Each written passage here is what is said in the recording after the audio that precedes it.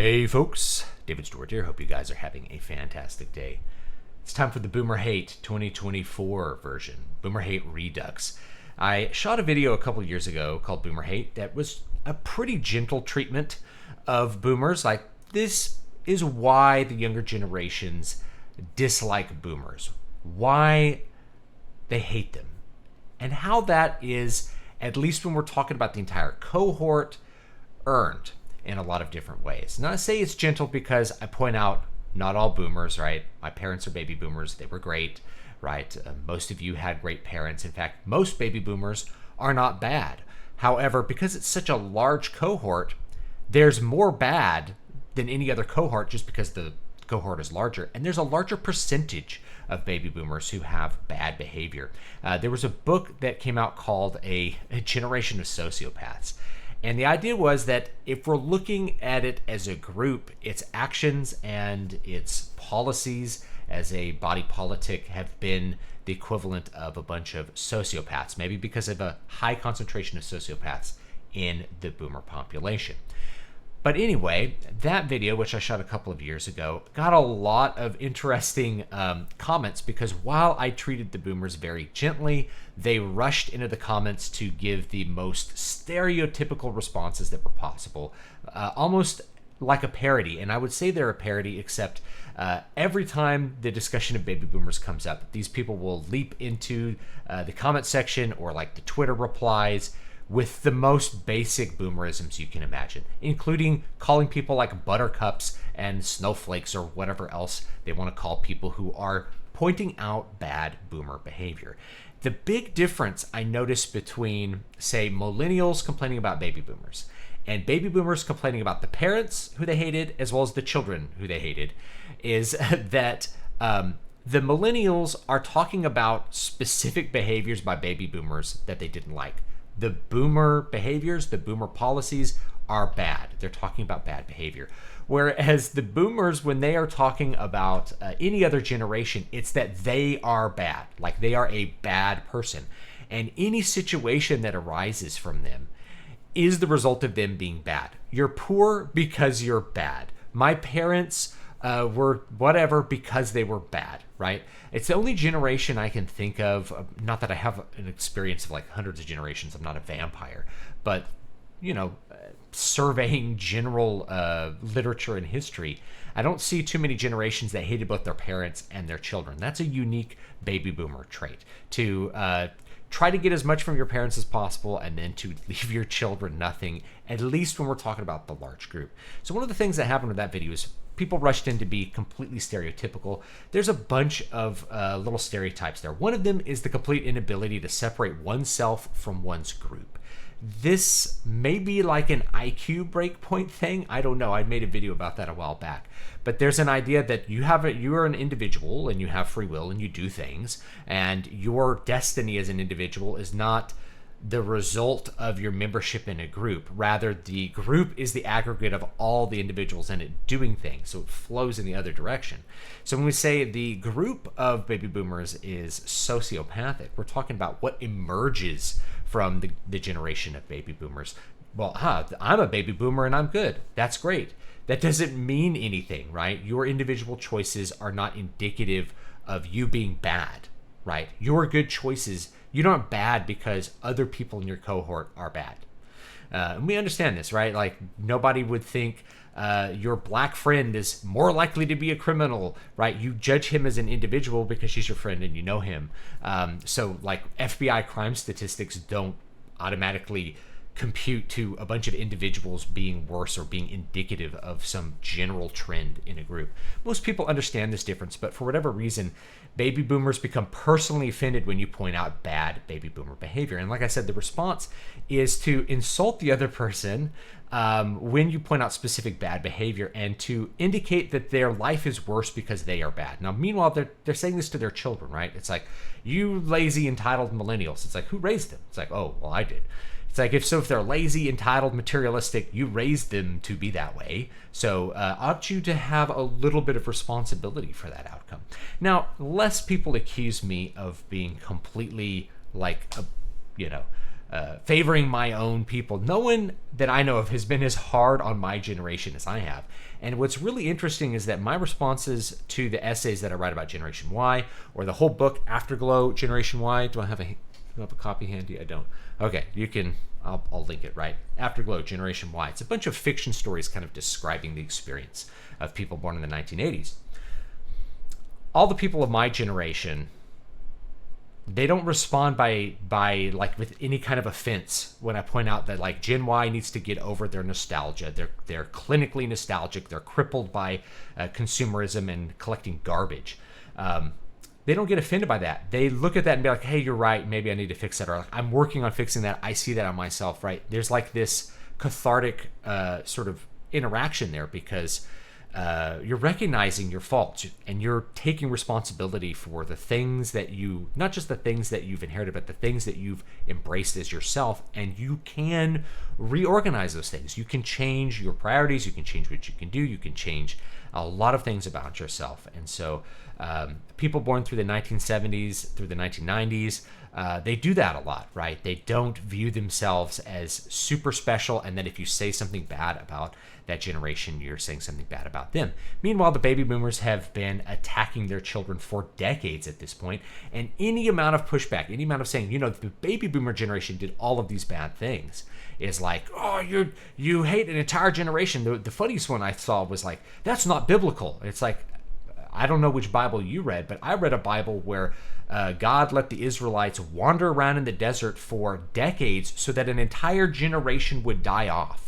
Now, he didn't kill them, like he didn't just wipe them out as a punishment, but they did not receive the reward of the promised land, right? He did judge an entire generation. And Jesus himself said, how long must I endure this generation? So yes, judgment upon entire generations is absolutely biblical. Now, what's my judgment on baby boomers? It's that they made a lot of bad decisions. And so I point those out so that we can make better decisions as adults. What are some of the bad decisions that baby boomers made? Well, let's just go through a couple of them and we'll consider how we can improve on those. Now, to be soft, to be gentle with the baby boomers like I was on the other one, is like a lot of times they were doing their best.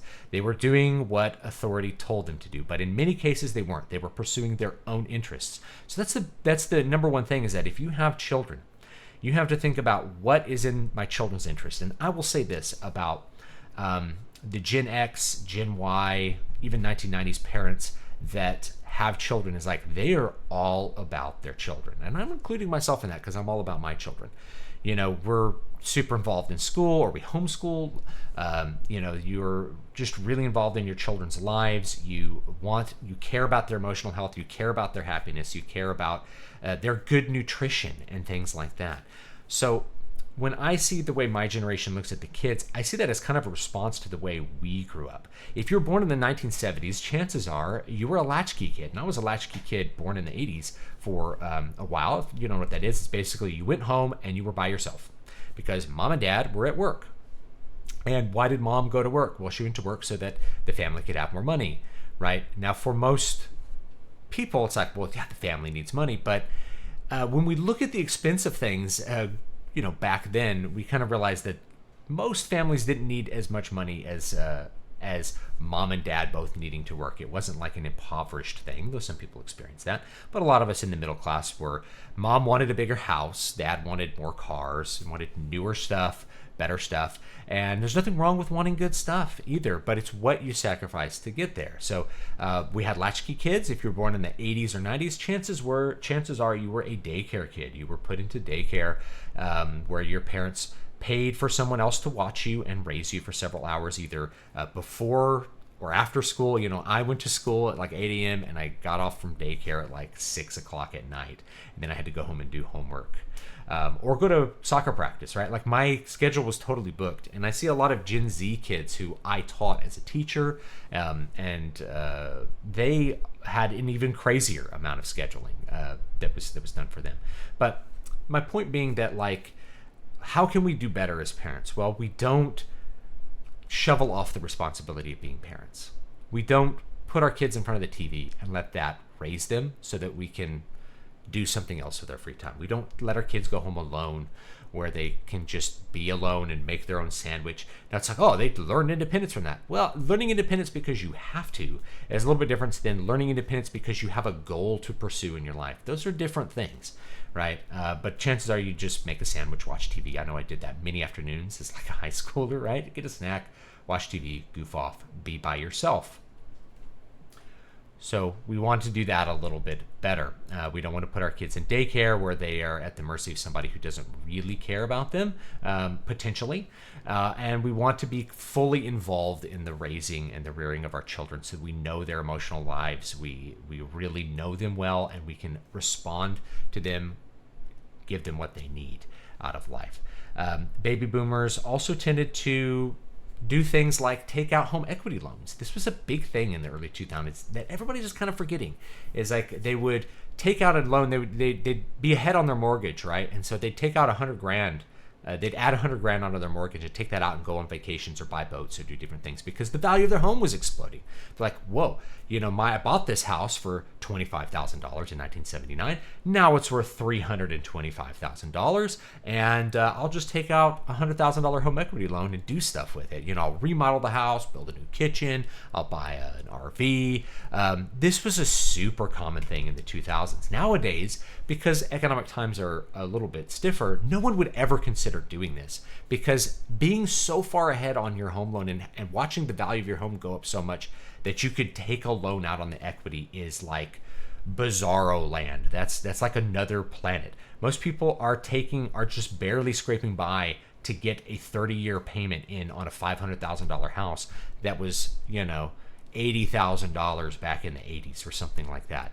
So that's like the modern reality of economics, and boomers won't accept it. Like one of the comments in that original video was like, I bought 9 houses by the time I was 39. It's like, okay, well, your average 39-year-old millennial is working 60 hours a week to afford to pay for one house, and his house payment is $4,500 a month because one of the houses you bought back in 1979 and then rented out for 20 years and then sold, or rented out for 40 years and then sold for $700,000. He was ecstatic to get, right? Because it's impossible to get a house for any amount of money. That's what it is, right? So yeah, he couldn't buy 9 extra houses because he doesn't have millions of dollars of capital to buy the houses cash, and he doesn't have an income that any bank would approve him to buy a house and pay the mortgage on it. It's not like it's 1980 where there's no credit reporting agencies and you can just take out loans and rent out houses. You can't do that anymore, right? There's a lot more stuff that surrounds getting a home loan and things like that. So no, you can't just do this. This is like someone talking from some other planet where you can just buy houses, where houses are just available to buy. Most people, most markets are ecstatic to buy a house for $500,000, which they can barely afford because that's the only way they can escape the rent trap. Do you know what I mean? So the total inability to recognize that economic conditions have drastically changed and that their policies, the aggregate decisions that show up in the body politic are the result of the baby boomer voters and the result of baby boomer politicians. People have tried to shirk that off. Wait, I'm not responsible for that. I voted against him. It's like, you look at most elections and it's like baby boomer A versus baby boomer B. Do you want baby boomer A, John McCain, or baby boomer B, Barack Obama, right? Which baby boomer you're going to vote for? Their policies are actually really not that different. It's like, this guy will add, 10 trillion to the debt, and this guy will add 8 trillion to the debt. Well, I chose the more fiscally responsible candidate. Of course not the one who's going to reduce Social Security. I need my money. I paid into it. Of course I'm not going to vote for the guy. I'm going to vote for the more fiscally responsible one, who's also not going to raise my taxes because I don't want to, I still have 5 more years before I retire, and I don't want my taxes to be high. Then once they retire, they're like, yeah, jack up them income taxes. We need to raise taxes on the rich. And the rich is, of course, the millennials who make $125,000 a year, which is enough to barely afford a house payment at this point in time. It's not... $100,000 does not go as far as it did in 1995. I can tell you that much. So that's my experience with, boomers rushing in to defend themselves and getting horribly offended that you point these things out. Boomers didn't raise their own children. that boomers relied on TV, that boomers didn't monitor the media their children attended to. I was brought to rated R movies at the age of 8. Now, I love my parents. This might have been a fault of theirs. And luckily they don't watch my videos or care about that. Or my mom does, my father's dead. But you get the point, right? Like they do things that nowadays you'd be like, I can't believe my parents did that. I can't believe my parents had me walk home from school at the age of 7 to make myself a sandwich and watch Ninja Turtles all by myself, right? That's a really common experience for a lot of people in my generation. Yeah, your parents would just kind of leave you to your own devices and not really manage you at all in a increasingly complex and in some cases dangerous world. The baby boomers allowed really, really widespread immigration, and most people, they have various opinions on immigration, but why was that there? It was to provide a really cheap source of labor because they were no longer entry-level workers. So the fact that we can import millions of people to compete with young entry-level workers and to drive down wages, that's good because they're the ones paying the wages after about, 1990. They're the ones paying all the wages. They're the ones in the top brackets. So they want those wages to be as low as possible to keep their money as high as possible. So yes, suppress workers' wages as much as humanly possible to maximize your returns on your investments, as well as to make your salary go much further than it otherwise would if you had to pay normal labor prices without having to import competition from foreign lands. And the competition goes with like H-1B visas too. It's not just at the bottom rung, but it's like, how come I can't make more than $60,000 a year with my computer engineering degree? Well, the reason you can't is because there's computer engineers that are on H-1B visas coming in from India that are basically chained to their desk. They can't leave their job. They're like indentured servants. And you have to compete with them in terms of salary and with their work output. This is a baby boomer thing. Baby boomers made it so that you can't get rid of your student loans. You used to be able to discharge student loans with bankruptcy, and that's the usual compromise that I give people for why or how are we going to get rid of the massive $1 trillion, $3 trillion problem, or whatever, of student loan debt is, make it dischargeable with bankruptcy. If you're in a really bad spot, bankruptcy will discharge it. Well, you used to be able to do that. Notice when you used to be able to do that, college tuition was like 10% of what it is now.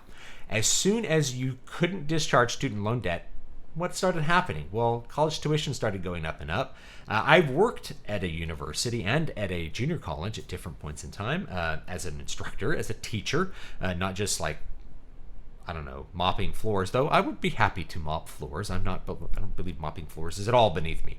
But they added administration, right? Office. It was like office staff. We added like 700 office staff and no instructors. So all the extra money gets spent on administration and none of it gets spent on instruction, which would improve the education of the kids. And I should say the students, because they're adults at that point, right? So yeah, that's college tuition goes up. You can't pay for it anymore. Like my dad, I have so much respect for my dad. He was such a hard worker. He was such a go-getter. Like he really busted his ass at everything he did. And he used to collect cans in between classes. Like going between classes, he'd grab aluminum cans and collect them all, turn them in for money, and that's how he like survived college. That's how he paid his rent and paid his college tuition. Now it's like, that's extremely admirable to like be that focused on like penny pinching to be able to make it. But that's literally impossible to do for a Gen Z kid. It's impossible. You can't collect cans and pay for anything anymore, right? That opportunity to be at the bottom end of the economic level. My dad was completely broke at 18, no help from his parents. To be at that bottom level and be able to do anything is just impossible. Like the ladder rungs are missing.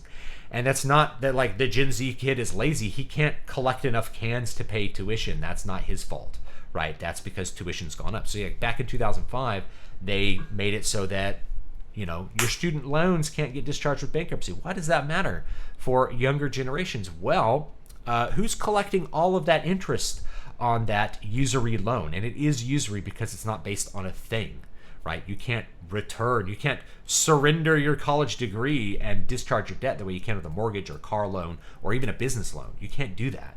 So it is usury.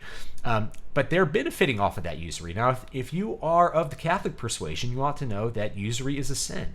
So we have a whole generation of people that are buying in their a lot of their assets are in that financial sector, and that's what is benefiting from the massive explosion of college tuition. Of course, when baby boomers were in college, it was in a lot of cases free, right? Like state tuition was free in many places, or it was very low cost. I remember talking to my father-in-law, and he's like, "Oh yeah, it was $75 a year or something for tuition at a major 4-year university." It's like, "How much was it when you were at Fresno State?" I was like, "Well, it started at $800, and then by the time I left, it was $2,200." But I had scholarships, and I never actually took out student loans. So people are like, "You just want to get rid of your student loans." That's always the baby boomer accusation. You want benefits. It's like, no, you're projecting. You do things because they benefit you. I'm looking at student loans as a problem that needs to be solved because it's a moral problem and it's an economic problem. And my big persuasive thing is like, imagine if all the student loan debt that's held by the federal government, they forgave that today. Think about how much extra money those millennials will have to pay for your Social Security and your Medicare. Okay, they would have so much more economic opportunity to pay for your benefits if they didn't have $500, $1,000 a month coming out of their paycheck every single month because they had to take out a loan in order to pay for a degree which you told them they had to get in order to be successful economically. Okay, so baby boomers are responsible for sending kids to college to get bad degrees because they told them to do that. They were the teachers, they were the administrators. We had a whole little department at the university I taught at, which basically involved people going up. I need to go to the financial aid department. Here's a bunch of applications for student loans, right? It was almost like loan proctoring, and the university benefited from it, right? Whatever the maximum amount they can charge, they'll charge that. They'll pass on the benefits to people like Janet Napolitano, who got paid $700,000 a year as the head of the UC system. It is a big money maker for administrators, which of course are baby boomers. And as they retire, what's going to happen, right? I don't know. But the point is, as soon as baby boomers were administrators, cost of tuition went up, administrative positions multiplied, salaries went up, unless you were a teacher, in which case they stayed the same or actually went down. This was a fun way that they gutted the higher educational opportunities for lots of people. Is that used to be you had tenure track positions. You had a certain number of them, and they would cost a lot of money because you had to pay that professor like $100,000 a year.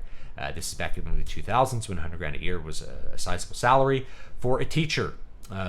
And what do? Well, when that teacher retires, you don't replace him with another teacher. Rather, what you do is you replace it with 2 adjunct positions, which you don't have to pay benefits for, which you don't have to pay the same salary for. And I know because I taught several adjunct positions. That's just they're like the grunts of college education. So you replace them with cheaper laborers because there's a glut of people who have degrees. There's so many people with PhDs and there's so few tenure track positions, and they continue to shrink them because, hey, there's more money that can be kicked up to our administrators to get a little bit more money there. Okay, so that's my whole thing about baby boomers. We're calling out baby boomer behavior and their responses. Emotional projection. You're mad. I'm not mad about anything. I'm doing great. You're clearly mad, though. You just want things for yourself. I don't have any student loan debt. I think you want things for yourselves. You're afraid it's going to hurt your bottom line to solve this big problem of people who've been defrauded by higher education. Okay, you want this. Like, you're a snowflake. You're a buttercup. You are lazy. I'm like, I'm so happy when baby boomers think I'm lazy. I'm just ecstatic. I'm like, why don't you, I'll come bring my wife over. You can tell my wife how lazy I am. Do it. Tell her how lazy I am and that she should divorce me for being so lazy. Do it. I'm ecstatic for you to do that because it's, again, it's another piece of projection. It's like, you are not working hard the way I only worked 40 hours a week and paid for everything, right? It's like, whatever. I don't need people to think I work hard. I don't care about that. I don't care. All I worry about is like my actions and how they're going to impact other people, especially my family. I don't worry about whether someone thinks I'm lazy or I have some bad quality. That's how they attach everything. It's a narcissistic thing. Like, you're bad, you're lazy, you have weak will, you are this, you are these bad things. When someone says, you did this bad thing, you made this bad policy, you made this bad choice for your children, you made this bad choice for this, baby boomers as a collective have these bad policies. And the other thing about the comments is every single person was like giving a piece of catharsis. Let me tell you about this bad baby boomer I knew. Every person knows a baby boomer that acted in the stereotypical baby boomer fashion. Oh, they got farmland from their dad. What'd they do? They sold it because they're like, I don't want to be a farmer, so I'm selling my dad's farm. And meanwhile, their children are like, that farm had been in the family for like 200 years, and that was super valuable land that we could have managed and used and lived on, and now I have to pay a mortgage of $4,500 a month because you sold the family farm. And what did you buy with it? Well, I bought a vacation home, which I sold at a loss, and I bought an RV, which I don't drive, or you know what I mean? Like, there's so many examples of somebody who knows a baby boomer that did that. That's just so indicative of that generation. It's the me generation. It's the first generation to have TV, and I think it affected them in a lot of ways. So that's my like harsher view of it, but I still consider myself pretty gentle with baby boomers, right? They were born in really unprecedented economic conditions and media conditions. They're the first TV generation, so they're the first generation that was completely like mass indoctrinated by TV, by this really, like, you're watching video, this really interesting form where somebody's live and talking to them and telling them things, and so they're very, very influenced by that. And we hadn't really developed ways to manage that in our lives very good. So, of course, they didn't really manage it good with their kids. We had to grow up and realize we watched too much TV as kids, and we care too much about Ninja Turtles. We care too much about Star Wars. We got to grow up and pull these things back and focus on things that are better for us and things that are better for our children. That kind of self-reflection didn't seem to happen a whole lot with baby boomers, except to the fact that they thought their parents were bad for not, being too strict or something like that. They didn't think, we need to fix this problem. Like, our parents did this too much, and we're going to do it better for our children. And I say that it's like, chances are most baby boomers are just really good people. It's that cohort had a higher than average amount of like sociopaths and really bad people. And because they're the biggest cohort, there's a bigger absolute number of all those things as well. That's why you end up with like the stereotypical out of touch baby boomer who hates his children and hates everyone that's younger than him, and feels like he's entitled to his retirement, Social Security, and all that kind of other stuff. And then gets mad that other people want to just not have to pay for a college loan that took out when they were 18. They would really like to dispense with that, or even declare bankruptcy to get rid of it, so that they might have a hope of one day in the future owning a home 20 or 30 years after when their parents were able to buy a home, because of the way things work economically now. So that's all. Anyway, this is a longer video about baby boomers. Leave me your thoughts down below in the comment section. I'll be very interested in reading them. Of course, you have to leave like a million things out of the equation. The other one was that they're like, oh, you don't, I'll mention this one because I think it's one of the funnier ones, which is like, you guys never made any good music. It's like, I don't know if you knew this, but people that aren't baby boomers don't care about the music of the late 1960s. I have lots of records from the late 1960s. They're okay, right? There's lots of influence there. It's cool, right? But for like anyone who was born later, its music kind of starts at 1970. It's like, what's the earliest good band? It's like Black Sabbath or like Led Zeppelin, right? So the late 60s music, like Janis Joplin's awful, right? It's like, what are you talking about? Like this view that our music is better, and it's possessive. Again, they can't separate the individual from the group. That there were people who were baby boomers who made music that they liked, that they somehow have a claim on it. I wrote an article called The Self Mythology of the Baby Boomer. And that's what that has a lot to do with. It's like the art that we experienced is ours somehow. It's like, you didn't make it. You didn't participate in anything with it. You went to a concert for a couple days, and that was a big event. Cool. That's a big cultural event, I guess. Yeah, I'll give you that. But like, you didn't make the music, you didn't contribute to it. You bought a ticket, or maybe you bought an album for like a cheap amount of money. I would never say that like Black Sabbath is my music because I like to listen to them. I wouldn't say Metallica is my music because I like to listen to them at one point. That's ridiculous. But baby boomers will do this. Like, oh, your music sucks. It's like, I think that's more to do with like your focus on your own youth and your nostalgia for that, which is okay. We all do that. Like, I know plenty of people who think Nirvana was the best thing ever because Nirvana was popular when they were 12. It's okay, right? Everybody does this. Rather than being like, oh, you guys just keep listening to our music. It's like, actually, younger generations don't listen to your music at all, and they don't know about it, and they don't care about it. Last time I taught music, none of the students had ever heard the Beatles before. None. And like 3 of all 100 and whatever many of my students had actually seen Star Wars. So think about that for a minute, you fellow Gen X, Gen Y people. It's like the youth doesn't watch Star Wars either. So important. Yeah, I mean, it was definitely important, and it had a big cultural impact at the time, but that doesn't mean the younger generation cares about it at all. So they're going to care about the things that are ascendant for them, and that's just how things work. Okay, so that was a funny thing. It was like, you guys can't even make good music. You keep listening to our music. It's like, I think you're projecting, because we actually don't like your music. But there's a million little things that are like that. You will make your own good things. We changed the world, man. Okay, but if we're looking at the aggregate of how you changed the world, it was actually for the worse. And by any metric that we can quantify, like economically, socially, all those things have gotten worse under the rule of baby boomers. So anyway, leave your thoughts down below. Like I said, it's really a matter of most baby boomers hate hippies. They're not hippies. They hated hippies. But I grew up watching millions of documentaries, not millions, but lots of documentaries on Woodstock and Jimi Hendrix, because that was the most important thing ever. And I was like, I don't know why people like this music so much, but whatever, cool. Anyway, leave me your thoughts down below. Don't forget to like, comment, and subscribe. I'll find my book on Gen Y. Since I have your attention, where the heck is it? It's somewhere in the stack. This happens. You end up writing a lot of books. You end up just with stacks of books sitting around that you've written. Okay, Afterglow, Generation Y. This is literary fiction, but it's a lot about 80s kids and how we need to grow up and let go of our crippling nostalgia for the 1980s and the 1990s, and how to grow as adults a little bit. Some self-reflection on our bad choices that we've made with relationships, with culture, with everything. Okay, like I said, I'm hard on my generation, but the response is